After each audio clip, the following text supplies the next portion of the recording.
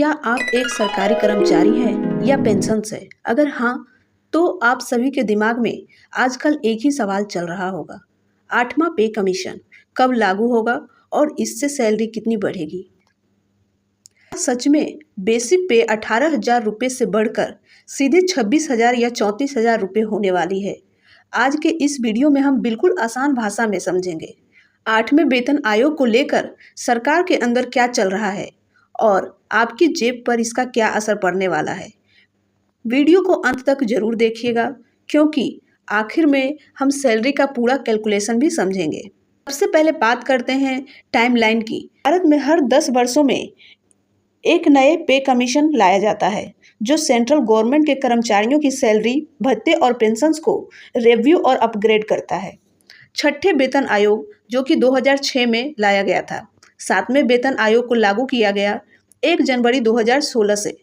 इस हिसाब से देश भर के लाखों कर्मचारियों को उम्मीद है कि 8वें पे कमीशन 1 जनवरी 2026 से प्रभावी होगा और इसको लेकर लंबे समय से रिमांड चल रहा है। अगर सरकार इस पर फाइनल फैसला लेती है तो इसका सीधा फायदा देश भर के लगभग 39 लाख केंद्रीय कर्मचारियों और 68 लाख से ज़्यादा पेंशन्स को मिलेगा। अब आते हैं उस सवाल पर जिसका आप सबको बेसब्री से इंतजार होगा कि सैलरी कितनी बढ़ेगी। 8वें पे कमीशन में सबसे इम्पोर्टेंट चीज़ होती है फिटमेंट फैक्टर, जो कि 7वें पे कमीशन में फिटमेंट फैक्टर 2.57 था, जिससे मिनिमम बेसिक सैलरी 7,000 से बढ़कर 18,000 रुपये हो गई थी। अब 8वें वेतन आयोग के लिए कर्मचारी यूनियनों की तरफ से दो तरह का डिमांड आ रहा है। ये कर्मचारी यूनियनों की तरफ से दो तरह की डिमांड्स आ रही है। पहला डिमांड्स है फिटमेंट फैक्टर 2.81 रखने का। अगर सरकार इसको मानती है तो मिनिमम बेसिक सैलरी 18,000 से बढ़कर लगभग 26,000 रुपये हो सकता है।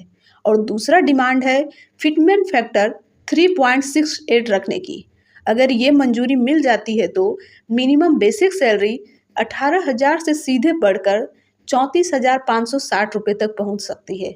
इसका मतलब सिर्फ बेसिक सैलरी ही नहीं है, बल्कि आपकी डीए, एचआरए, ट्रेवल अलाउंस भी इसी रेशियो में बढ़ जाएंगे। वही पेंशन्स के लिए भी पुरानी पेंशन के मुकाबले एक बड़ा हाइक देखने को मिलेगा। लेकिन यहाँ पर एक ट्विस्ट है। सरकार का इस पर क्या कहना है? पिछले कुछ समयों में जब भी संसद में 8वें पे कमीशन को लेकर सवाल पूछा गया है तो सरकार की तरफ से बयान आता है कि अभी ऐसा कोई प्रस्ताव विचाराधीन नहीं है। लेकिन दोस्तों, सूत्रों और मीडिया रिपोर्ट्स के मुताबिक फेडरेशंस ने सरकार पर दबाव बनाना शुरू कर दिया है। आने वाला समय में इस पर नए अपडेट्स आने की पूरी उम्मीद है। सरकार पर इस बात का भी प्रेशर है कि महंगाई तेजी से बढ़ रही है, इसीलिए सैलरी स्ट्रक्चर को बदलना अब बेहद ज़रूरी है। भले ही सरकार ने अभी तक कोई ऑफिशियल नोटिफिकेशन या डेट अनाउंस नहीं की है, लेकिन पर्दे के पीछे इसको लेकर तैयारियां और चर्चाएं तेज हो गई है। जैसे ही कोई पक्की खबर आएगी, हम आपको सबसे पहले अपडेट करेंगे। आपको क्या लगता है 8वें पे कमीशन के मुताबिक कर्मचारियों की मिनिमम बेसिक सैलरी कितनी होनी चाहिए? 26,000 या 34,000?